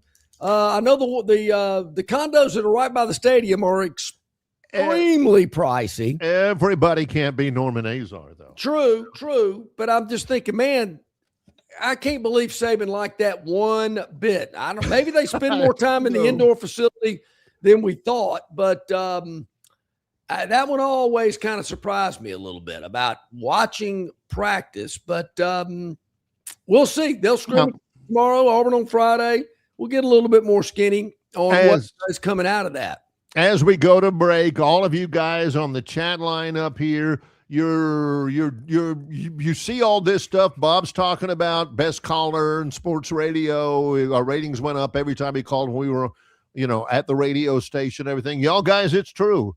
Bob from Pike Road is the bomb as a caller. Used to get everybody lit up, knows the game, all that. It's true. Now, I do resent this, though. I do, and everything's right. Bob was the bomb. Joe says, Bob, congratulations. You are the self-proclaimed undisputed best caller on an AM station in the Gump. You have it made, sir. Now, let me tell you, that was, and John and I were there for 30 years. John more. Well, almost 30 years. Coming up this March 19th, it'll be 30 years together. Man. We were the best thing that ever happened to that. Why in the world it remained us only being on a little AM station in the Gump? We turned that little small AM station in Montgomery into a juggernaut. Yeah. They were lucky to have us, I still. Yeah, you better believe that's a great statement. They were lucky to have us. Didn't know how good they had it. Don't be dissing on our little station and our presence in there because, we were kicking butt and taking names. I do miss, Bob, you're up. Thanks for taking my call. Bob was very polite on the show. Thank you for taking my call. To a point, he started with all the particular salutations, but a little bit later on, if he didn't agree with you or he thought that you had spoken something that wasn't factual, he could torch you a little bit. Well, yeah, it was when good. we come All right, back, so I don't know what happened to Josh. He's looking for a link. I don't know what happened. Maybe some internet issues. That normally is the case. Yeah. So we'll have to get to that later in the week, I guess. But I believe the Phantom will be on when we the Daily Dog when we return. Our buddy Jay, who I love, he says John and Barry were part of many morning commutes for me for years. See, there you go. Appreciate you, Jay. Appreciate that, Jay. Coming up. I used to love the high school student that was late to class on Fridays waiting to see who the Phantom released on footballs during football season. He had so many tardies, but he made up for it. It's Longshore and McKnight in association with Yellowhammer News, presented by Bud Light. Hey, I was right. All right.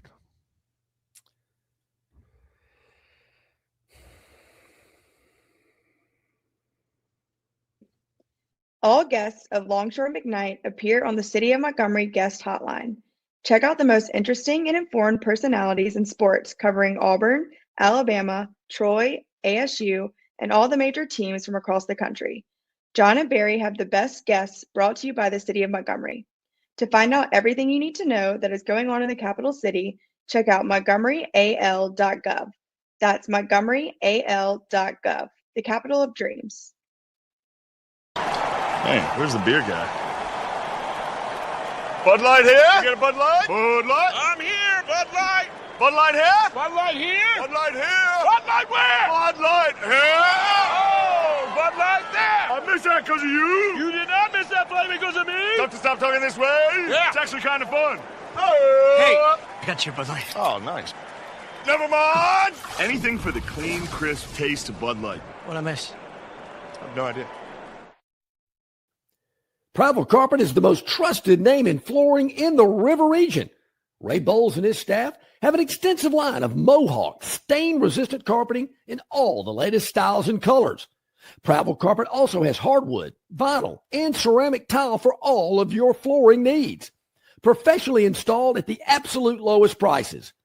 Take advantage of cash and carry vinyl plank at just $239 a foot. Call them today to set up your free measurement for your home, office, lake house, hunting camp, or wherever you need flooring. 285-8117. That's 285-8117, or drop by 2201 Cobbs Ford Road in Prattville for Prattville Carpet. Hey, alrighty, welcome back in, everybody, on this Wednesday. It is Longshore and McKnight. I guess since it is this time of the program, let me look here on the sheet, the rundown as they call it. Oh, Daily Dog. Oh, well, Daily confirmed. Dog. Yeah, confirmed. Yeah. It is that time, and we probably should have known before having to reference the sheet to find out exactly what goes on in this segment, because I'm getting texts, we're getting chats saying, hey, is it Phantom time yet? Phantom's Daily Dog yet? He must be on a hot streak. I guess. Let's see. I did see a couple of maybe hints earlier in the show today. I think you might have referenced this early. Like it's, but even before Chris we were the on the air Bammer, live. He says, is the Phantom Streak still alive? Will Josh Harris make it? How things with the Marriott boys? So many questions. Yeah. Yes, no, and I'm not sure. Chris the Bammer starts every show with that. Hey, what's PM got to say? Yeah. That's kind of his thing. I don't necessarily get it, but he's a nice guy, so you kind of let it go. But Man, I mean, that that's hurts. what makes him. That's what makes him happy. So all right. So yesterday, Barry, I tried to find in the box score. You had maybe hinted or made a comment of how many people were at the game. Do they not put attendance in box scores anymore? Well, in some places they do. In some places they absolutely do not, for good reason. And for other places they do, but it is massaged a little bit. There are some posted attendance numbers that immediately John goes lip flutter. Yeah, come on. Yeah, right. Who are they fooling? Yeah, give me a break. Well, I'm looking at the box score and the expanded box score. Didn't even know they had that, but they have an expanded box score of the Pittsburgh Pirate Miami Marlin game yesterday down in Miami. I do not see the attendance figure anywhere in this box score. I don't blame him. Yep, I don't see it here. It cannot. The Marlins are doing okay. I mean, they're not setting the world on fire, but they're not putrid. Same thing with the Pirates. Now, neither of them are any good, but at least they're not terrible. I'm looking hard for a. Let's see. I guess I've got I got the umpires. I've got the weather. Yeah. I do not have an attendance on that game, but I don't get it. I really don't know. I really don't care who the umpires are. Weather, don't they play indoors? They can. Yeah, they can. I mean, I might need to know if I need a raincoat to and from the stadium, I guess. That'd be nice. But, Barry, this was just not my kind of game. Now, don't take that the wrong way. Baseball. Because it started out incredibly slow. Here it is. I found it. I had to chat GPT it. Yeah. Yesterday, 9,366 fans at Lone Depot Park in downtown Miami. That's about 6,000 more than you were predicting. Yeah. 9,000. Well, again, I think that's a little bit massaged. Yeah. 9,366 fans. Okay. The Marlins are next to last in Major League Baseball in attendance. They are one of only two teams that has drawn less than 1 million fans all year. They're averaging, Miami is averaging 13,000 fans a game. The only team that is worse are the Athletics, and that's because they're playing in a minor league park in San Diego. And this is a Marlin franchise that Barry has won 2 World Series titles. Yes. I don't get it. So there's that. There's all the numbers.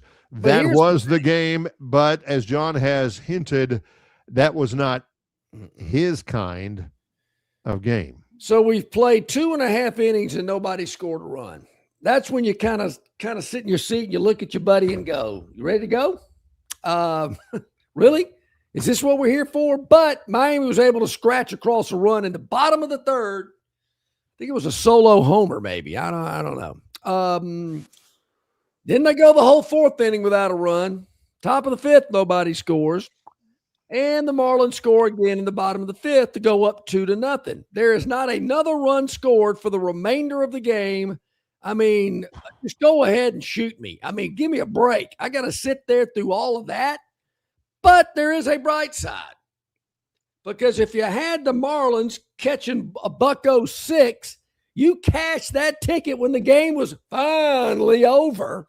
And you had a winner when Miami shut out the Pirates in the top of the 9th. And it was winner, chicken dinner. Barry, I believe that's 9 out of the last 11 daily dogs have hit. Holy smokes. 9 out of the last 11. Holy So smokes. I know what you're thinking. All right. What have you got for me today? That was great. That was fine. That was wonderful. But that was yesterday, too. Yeah, so that was. I got to have something new. Barry, we're going back to a series we have already touched on this week. It's still going. Okay. It's still happening. Okay. And two teams kind of heading in opposite directions. I believe this team, Barry, is going for the sweep today. It is an afternoon game. First pitch at 3:10, but that's 1:10 in San Diego, where the Padres are hosting the Milwaukee Brewers. Anybody with the name Robbie Ray sounds like a guy that can pitch. Yes, Robbie Ray is good. Going against Dusty May. It is the Brewers Ray who have the best record in the National League, the Milwaukee Brewers against San Diego, who are no slouch themselves. Yep. It's actually a rhyming pitching matchup. Milwaukee, former Dodger Dustin May versus San Diego's Robbie Ray. It's May versus Ray. Robbie Ray's having a pretty good season. Dustin May throws hard, but is a little wild. So those are your pitching matchups between two very good teams. The Brewers have lost 2 straight, 5-5 in their last 10. Oh, cool. Padres on a 4-game winning streak, winning 7 of their last 10. They are in second place behind the LA Dodgers, who most people think are the greatest baseball team in the history of Earth. So they're going for the sweep today of a team that is leading their division. They're not in the same division. They are in the same league. Milwaukee in the Central Division, San Diego in the West Division. But we like the Padres at home to complete the sweep to get another win at plus 105. 3:10 is the first pitch here in the Central Time Zone. That's 1:10 in San Diego. So make sure you get down before this game starts. That is your Phantoms Daily Dog. It is the Padres plus 105 hosting the Brewers. Yes, that is the Phantoms Daily Dog.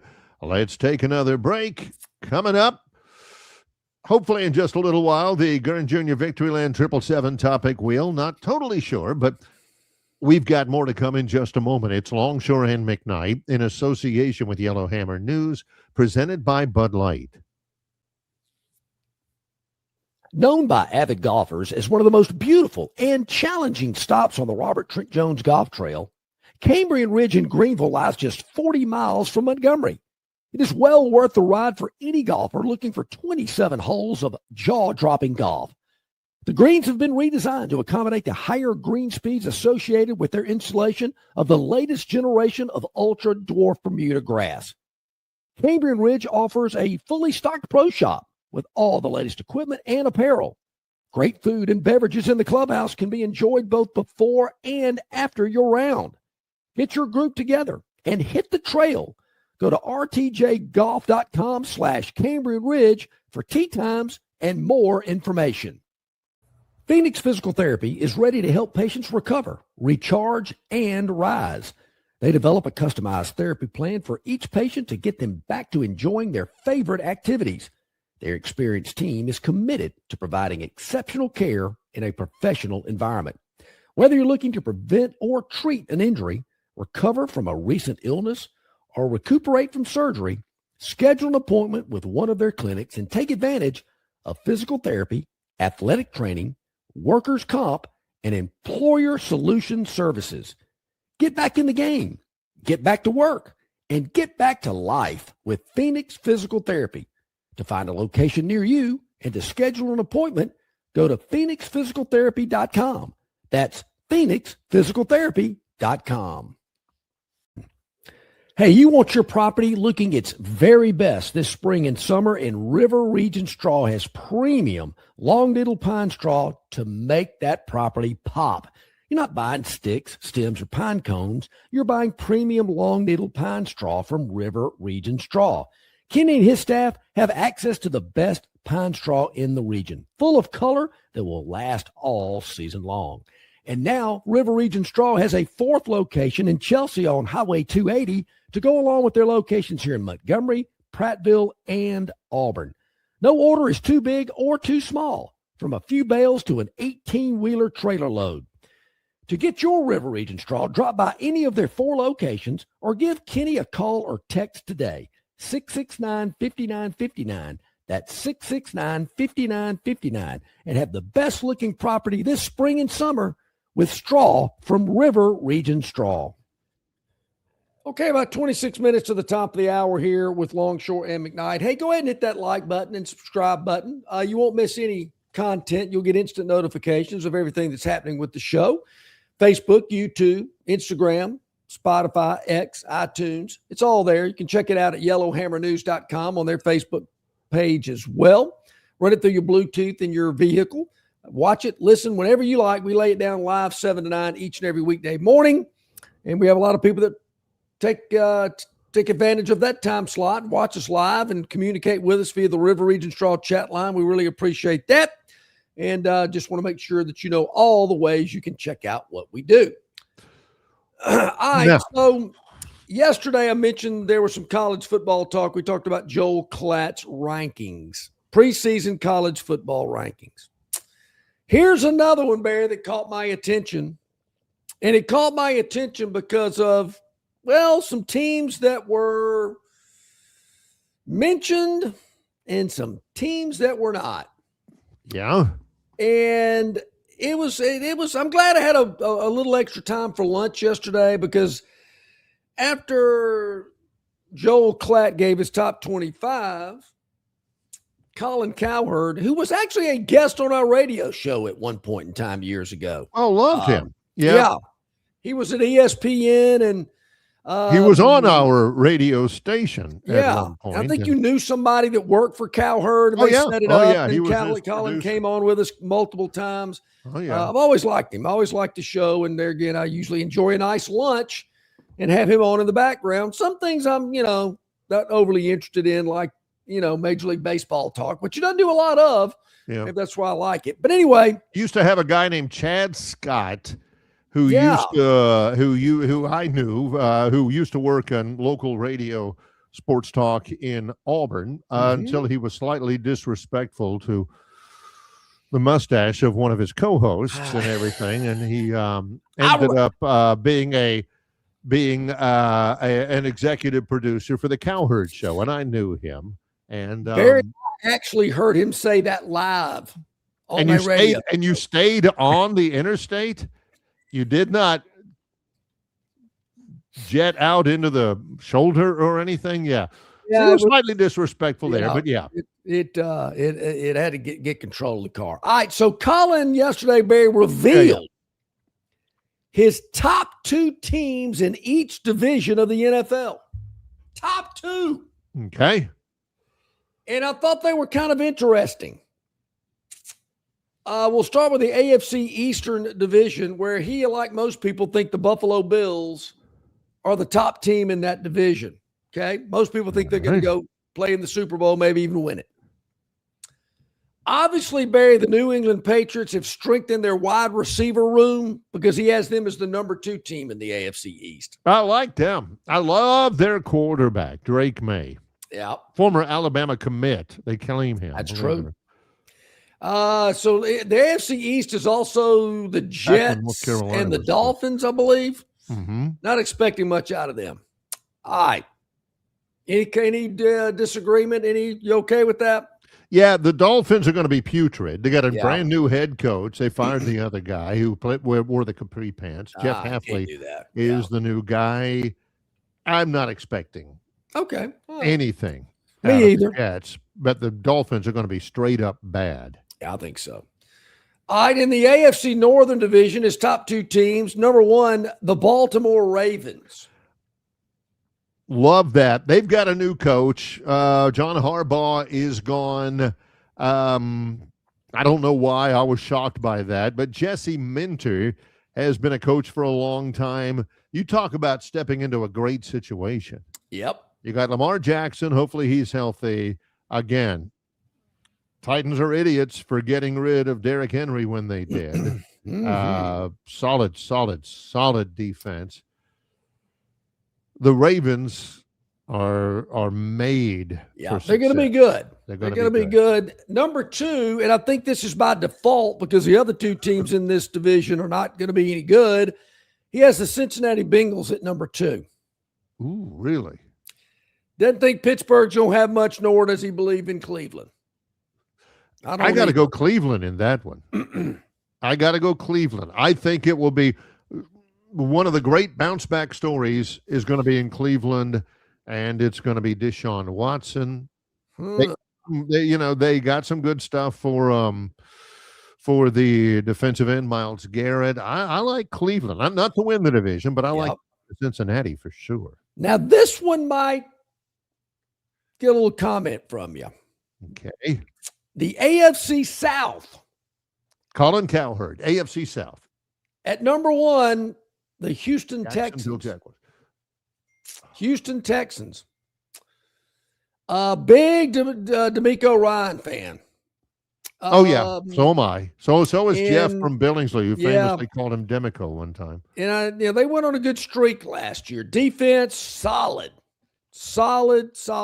Yeah. Oh, really good. Will Anderson is a star. Yet another that we have interviewed live on this program before. That's true. Will Anderson is a star, and I love C.J. Stroud. Kind of slipped a little bit, in the early part, but in the latter part of the season. But I hear you. Yeah. At number 2, the Jacksonville Indianapolis Colts.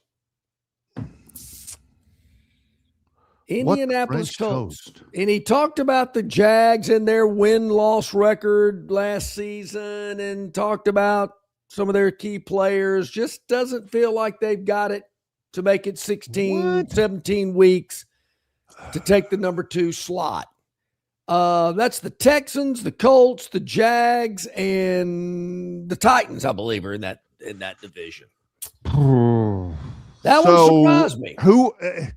Daniel Jones, who was really good last year until he another one of those games where he tore his Achilles. We've talked about the Achilles injury before. Oh, boy, no kidding. It's tough. Who is going to be the quarterback that's going to lead?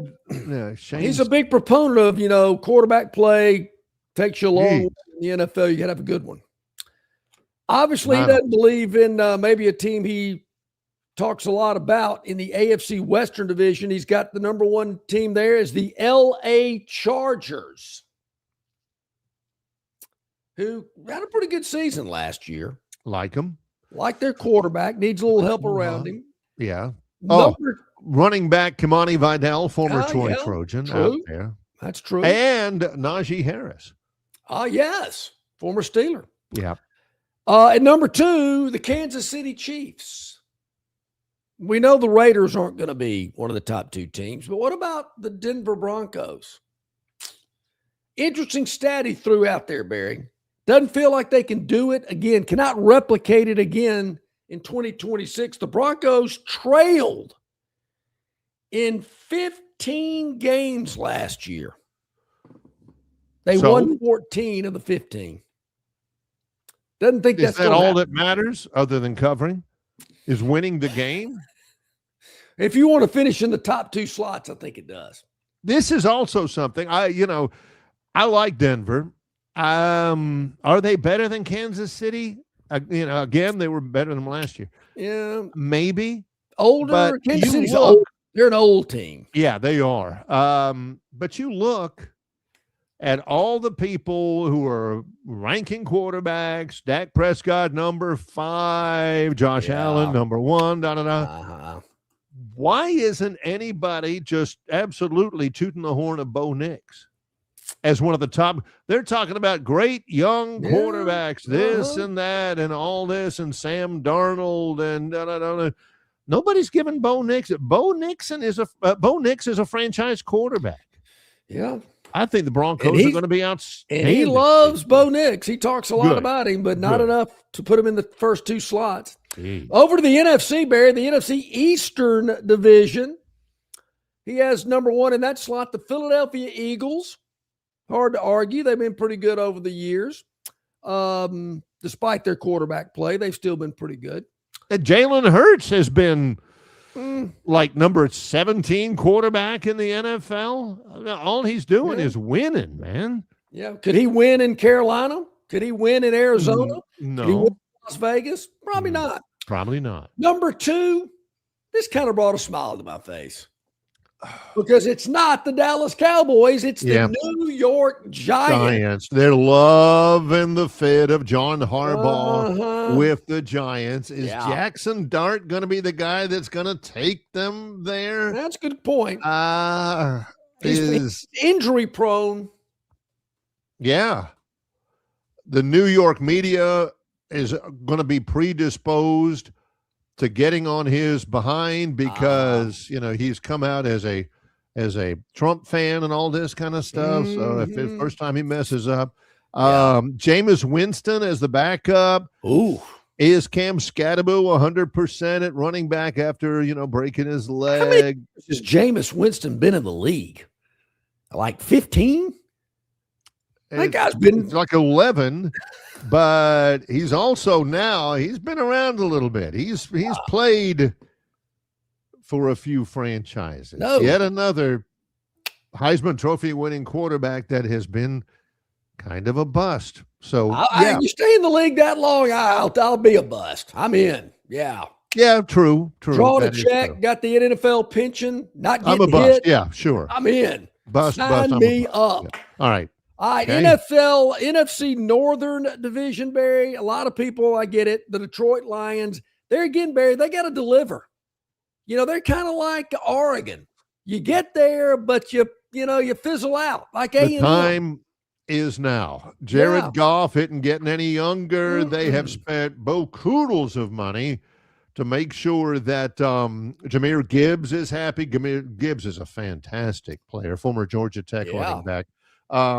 Jamison Williams, a game breaker, former Ohio State wide receiver. The time is now for the Lions. They ain't got forever. No doubt. They're like the the Bills. Got to do it. To take that next step. You're right. The Chicago Bears coming at number 2. I'm taking it Minnesota and Green Bay or dropping a notch or two. I'm still not sold on the Bears. I don't know why everybody loves Chicago. I mean, Caleb Williams, he's good. I've seen better. I'd like to see more help around him. Yeah, I would too. But no argument there. The NFC South. Okay, here we go. This is a quote. One of the most improved teams in the entire NFL is in the number 1 position in the NFC South. You want to take a guess? It ain't the Saints. The New Orleans Saints in the number 1 slot in the NFC South. What is he? On dope? He did admit that it's somewhat of a weaker division, but really likes Tyler Shuck. Really likes him a lot. Tall, lanky, can sling it. Got some really good offensive pieces behind him in the offseason. I'll admit, I was expecting to see Tampa Bay there, Barry, at the number 1 slot in the NFC South. That's what I'm doing. He's got the Saints, but at number 2, the Carolina Panthers. Doesn't even have Tampa Bay in his top 2. They gotta get Baker Mayfield happy, but the Panthers? Carolina. There ain't no way. Maybe you heard about that fight Bryce got into earlier in the week. Who knows? A lot of pep up there in Carolina. Yeah. All right, the last division is the NFC West. Probably one of the toughest to predict because I think both of these teams are going to be really good and probably could end up playing in the Super Bowl. He's got the Rams of Los Angeles in the number 1 slot. They're going to win the Super Bowl. They're going to play in it. They're going to win it, and it's not going to be close. The Rams are really, really good, and they'll host it. Yeah. The defending Super Bowl champs are in the number 2 slot. Not real high on San Francisco nor the Arizona Cardinals. Yeah. Says San Francisco's getting old too. They got to get younger. Yeah. Their time. Remember, we told you that for the Lions, their time is now.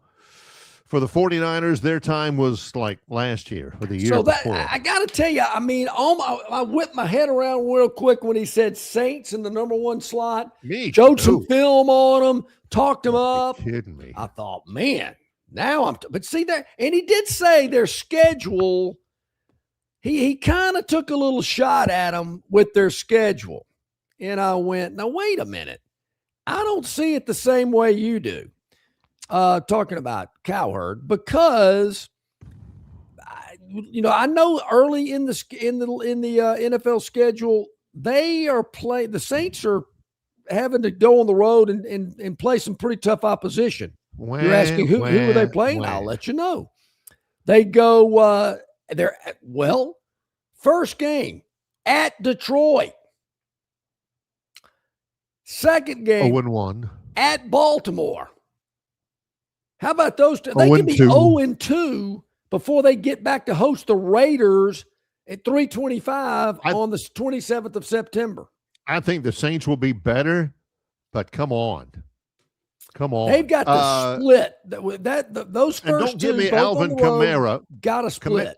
Kamara's not going to be the starting running back for the Saints. It'll be Travis Etienne, who came over from the Jags. Love Chris Olave, the wide receiver, but out of all those teams that I mentioned, Lions, Ravens, the New York Giants, he picked them to finish in the top 2. Right. Panthers in the top 2, at Chicago, at Cincinnati. Whew, man, they're playing some teams that he's high on, but certainly some that maybe not so high on. But, man, those opening 2, both on the road, at Detroit, at Baltimore, just give me a split. Just split, though. Don't come back 0-2. It's fine, but if we're talking about winning the division, I hope we split those. That ain't the division-winning mentality there. Well, I think we're just trying to win our division. I think that's, He's got the Saints winning the division and the Jaguars not even in the top 2.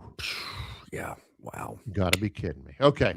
Well, let's take our final break here. Yep. I don't think we're going to have a Gurn Jr. Victoryland 777 topic wheel, but we'll wrap it up in a moment. It's Longshore and McKnight in association with Yellowhammer News, presented by Bud Light. The Destin Connection Seafood Market at 3750 Norman Bridge Road in Montgomery has the freshest seafood direct from the Gulf of America. I'm talking red snapper and grouper, all sizes of Gulf shrimp, jumbo lump crab meat and crab claws, Louisiana Bay oysters, and located just 8 miles north of Alabama's state capital, Capitol Hill features 3 18-hole championship courses. With more than 1,500 acres of golf and nature, the pure magnitude of this facility is amazing and allows each course to be drastically different from the others. Capitol Hill also features an innovative 360-degree driving range 400 yards in diameter. Capitol Hill offers a fully stocked pro shop with the latest equipment and apparel. Great food and beverages in the clubhouse can be enjoyed both before and after your round. Get your group together and hit the trail. Go to rtjgolf.com/Capitol Hill for tee times and more information.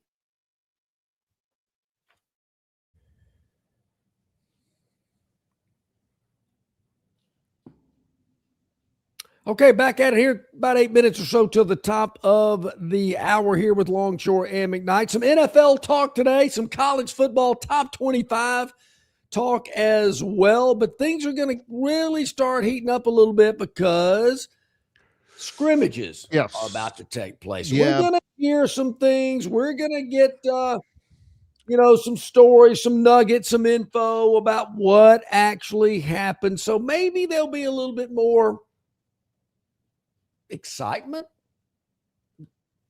when people start hearing, man, it's Austin Mack. He is tearing it up. Wait a minute. I got Keelan Russell as the starter. That's your fault. Yeah. I don't know. Yeah. So we're getting to that point.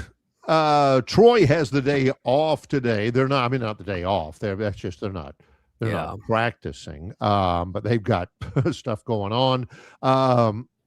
Alabama will have their first scrimmage tomorrow after hitting pads for the first time yesterday. Auburn is in full pads for the first day today.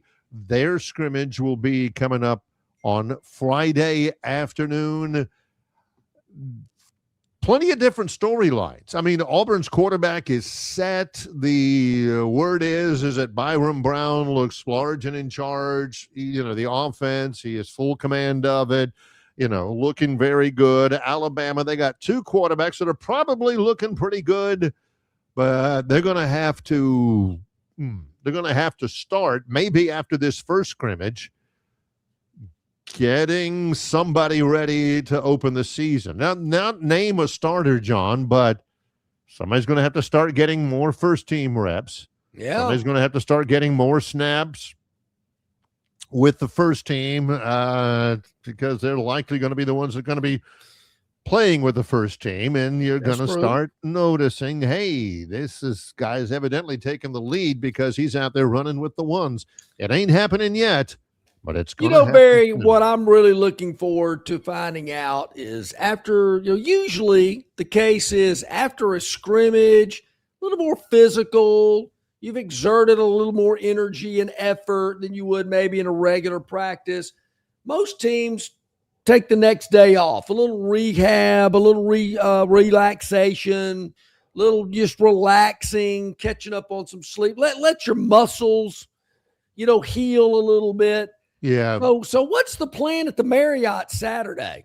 After Auburn scrimmage on Friday, I know in the years past they'd, go out to Chihuahua State Park, or they'd go to LaGrange to the water slide, or, have some type of team bonding deal. Well, what's the plan Saturday? Do we know? Probably looking at film, probably, team meetings, all that stuff. Man, you got to decompress. You got to take a little time off. You don't want to get burnt out. You don't want to get, ready before it's time to be ready. You got to pace yourself. Don't cram it all in such a short period of time. Life is about balance, Barry. You got to have a little bit of everything. You just can't focus on one thing. It's kind of like meals. Man, I can't have oatmeal for breakfast every day. I got to mix in some eggs every now and then. Yeah. Same thing with football. You can't do it every minute of the day. You got to have a little time to yourself. Reminds me of the great story about a former Texas basketball coach named Abe Lemons. He had one kid on his team, good player, brought his report card, for the term, and it was F, F, F, and D. And he says, "Sons, looks to me like you were spending too much time on one class." You got to have balance. You got to have balance. It out. Don't spend too much time. They ask a lot of them. There's no question about it. But if it was John or if it was me, and we are getting after it pretty good, say at SEC Media Day. Yeah. John's doing TV hits. He's doing the show with us. He's talking with people. He's editing tape. I'm just kidding about that last bit. Yeah. He's just doing all, yeah. All this kind of stuff. And I'm over there. I'm editing audio. We're I'm getting things set up, or, whatever. I'm doing it. And back in the day, they used to say, "Hey, do you want to go play golf over at Pine Tree or something like that?" No. Heck no. But hey, if you what did they have? That whenever we were in Atlanta a year ago, they had the Taylor Swift concert or something like that right next door at the facility. I'd have gone to the Taylor Swift concert if they had provided that for us. But other than that, John and I aren't necessarily for, scheduled fun. Okay, you will have fun in this period of time. So if the players at Auburn are like, "Hey, guys, guess what? We're going to go to DeSoto Caverns." I did that one summer, Barry, when I went to camp. We went to DeSoto Caverns, yeah, and Rock City. You ever go to that in Chattanooga? I have, yeah. The Swinging Bridge, the Fat Man Squeeze. What was else up there at Rock City? The Fat Man Squeeze, that was actually the play call when Eddie Lacy was in the backfield in the 1 yard line. Different thing altogether, not the same thing. Well, so I'm just saying, Barry, I think they need I don't think Alex Golish is going to take my advice. But if he asks, I'd say, Coach, you got to balance them out a little bit. You can't push them too hard. I used to tell Charles Lee that all the time. Coach, we don't need to come up here tomorrow. We won the game, played great. We're good. We don't need to come up to school tomorrow for a little light workout. John lost him at coach. He ain't listening to anything after that. Many thanks. Our Dynamite segment from C.J. Duncan, Yellowhammer News. Tomorrow on the show, Rodney Orr, the Tider Insider, brought to you by the Destin Connection Seafood Market. We'll review the week in practice so far, and we'll preview tomorrow's scrimmage for us. Also, of course, it's Jason Caldwell, Auburn 247, reviewing Auburn's first day in full pads today and looking forward to the Friday scrimmage as well. Cannot wait. Going to be some good stuff. Looking forward to it. If I hear anything else during the day, some polls, some stats, some ratings, I'll write them down. Sure. I'll bring them in tomorrow as well. Hey, thanks to everybody. I always appreciate it. As Barry mentioned, we are back tomorrow. He's John Longshore. I'm Barry McKnight. It's Longshore and McKnight in association with Yellowhammer News, presented by Bud Light.